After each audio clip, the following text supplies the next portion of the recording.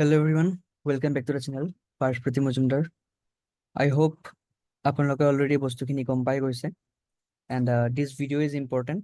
এইটো আপডেট দিবলৈ নহয় যে পোষ্টপন হৈছে ৰিজাল্টস বাট তাতকে কিছুমান ইম্পৰ্টেণ্ট বস্তু যিখিনি বস্তু হয়তো আপোনালোকে গম নাপায় সেইখিনি বস্তু মোৰ জনোৱাটো আপোনালোক উচিত. So let's discuss all these things so that you get a better perspective, better idea. Results date আমাৰ basically official যিসকল ষ্টুডেণ্টছে গম নাপায় মই কৈ দিছোঁ. As to website, results of CWE 2024 are likely to be declared on 18th June 2024. এটা বস্তু মন কৰিবলগীয়া যে are likely to be declared. Will declare বুলি নাই কোৱা, are likely to be declared বুলি কৈছে. That means 18 June is the tentative date যেদিনাখন results দিব পাৰে ইভিনিং মৰ্নিং বা যেতিয়াই দিয়ে বাট দিব পাৰে বাট নিদিবও পাৰে.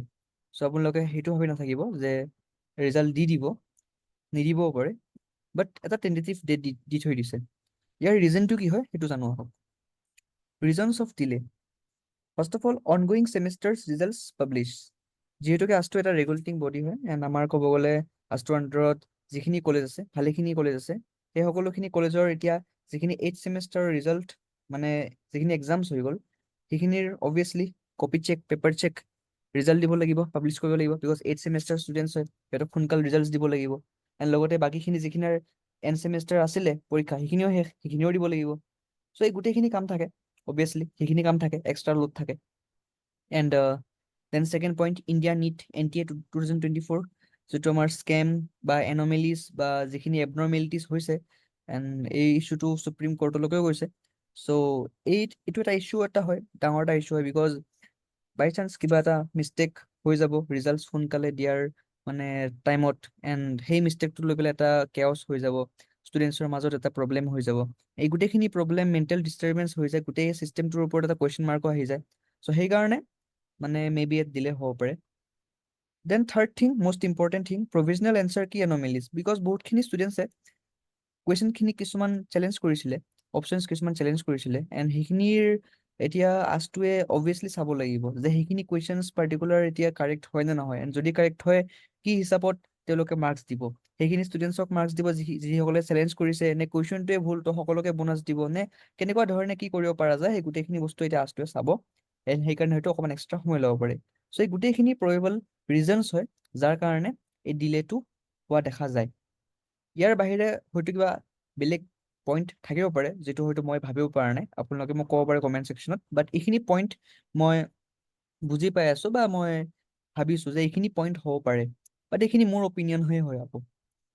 ষ্টুডেণ্টছ ৰেছপন্স, এতিয়া বহুতখিনি ষ্টুডেণ্টছে ইম্পালচিভ হৈ গৈছে ৰিজাল্টছ আহিব ৰিজাল্টছ নাহিব ভয়ত আছে ডোন্ট বি এফ্ৰেইড ঠিক আছে don't be impulsive don't be afraid don't be over confident. বহুতে ভাবি আছে যে বহুত ভাল মাৰ্কছ পাম এণ্ড বহুতে ভাবি আছে যে বহুত বেয়া মাৰ্কছ পাম.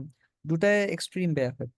বহুত বেছি ভাল মাৰ্কছ পালে বহুত ভাল বাৰু সেইটোতো অবভিয়াছলি ভাল মাৰ্কছ পালে কিন্তু অভাৰ কনফিডেণ্ট হৈ যাব নালাগে ইম্পালচিভ হৈ যাব নালাগে এণ্ড বহুত কম মাৰ্কছ পাম বুলি ভাবিলে ডিপ্ৰেশ্যন হ'ব এনজাইটি হ'ব পেনিক এটেক্স আহিব সেইটো বস্তু ভাল নহয় বিকজ মই অলৰেডি CWE কাউন্সিলিঙৰ ভিডিঅ'জ বনাই থৈ দিছোঁ এণ্ড সেইখিনি ভিডিঅ'জ ৰিলেভেণ্ট হয় and not only this years বা লাষ্ট ইয়াৰ্ছ মই 4-5 বছৰৰ পৰা ভিডিঅ'জ বনাই আছোঁ সেই গোটেইখিনি কাউন্সিলিঙৰ ভিডিঅ' যদি আপোনালোকে ভালকে চায় যদি অকণমান ভালকে চায় তেনে আপুনি গম পাব যে মানে চিনাৰিটো কেনেকুৱা হয়. Make your documents ready most important thing result কেতিয়া আহে কেতিয়া নাহে সেইটোতো বাৰু এটা ডাঙৰ কথা হয় বাট ইম্পৰ্টেণ্ট হয় যে আপোনাৰ ডকুমেণ্টছ ৰেডি আছে নাই বিকজ ৰিজাল্ট যদি কালিও আহি যায় বাট যদি আপোনাৰ কালি ডকুমেণ্টছ নাই হাতত তেনেহ'লে আপুনি এনেও এলিজিবল নহয় ডকুমেণ্টছ আপুনি দিবই লাগিব. So' most important task it needed in your admission college verification ঠিক আছে. চ' আপোনাক ডকুমেণ্টছখিনি লাগিব ডকুমেণ্টছ আপুনি ৰেডি কৰি লওক মোৰ অলৰেডি ভিডিঅ'জ বনোৱা আছে লাষ্ট ইয়াৰ এইবাৰো বাৰু মই বনাই দিম যেতিয়া কাউন্সিলিঙৰ ডেট আহে বাট আমাক জেনেৰেলি PRC লাগিব that is permanent residential certificate.